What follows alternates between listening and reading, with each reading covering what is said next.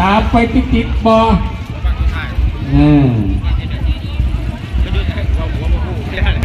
ของเมืองขุนนะครับขอให้โชคดี3-2ไปครับแตกถ้าแบบนี้ใครยังก็ว่าแตกมาเนี่ยฮึสู้แม่น่ากลัวจริงๆเนาะแต่ว่าอยู่บนสวรรค์นะสีพุนซับนะครับโอ้143วินาที143วินาทีสีพุนซับ143วินาที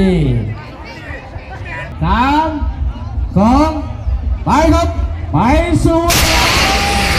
ถึงเร็วจะได้เนี่ยของบดีจะแค่ขึ้นไปเนี่ยไปเลยลองไปแล้วกับสีพุนซับขอให้โชคดี3-2ไปครับไปแล้วครับน้องฟานครับนาซอเบาน้องเบาครับเบาน้องเบาครับเป็นลาดเพราะว่าการของเรามา3-2ไปครับไปแล้วสีดำสีดำแต่ต้องได้เดียวหน้า3สิงโตดำแห่งน้องนดินเกี่ยวกับในหัวเก่งมีเสียวนะครับในหัวเก่งครับดอกบัวขาว2นา2คอยโชคดี3-2ไปครับดอกบัวขาว2ครับตา2กินไปแล้วนะครับมุ่งหน้ามุ่งตานะครับ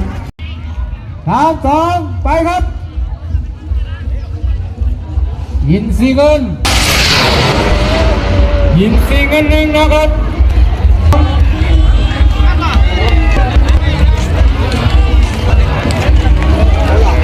ขอให้โชคดี3-2ไปครับพิลานา2ครับ3-2ไปครับครับบินหลา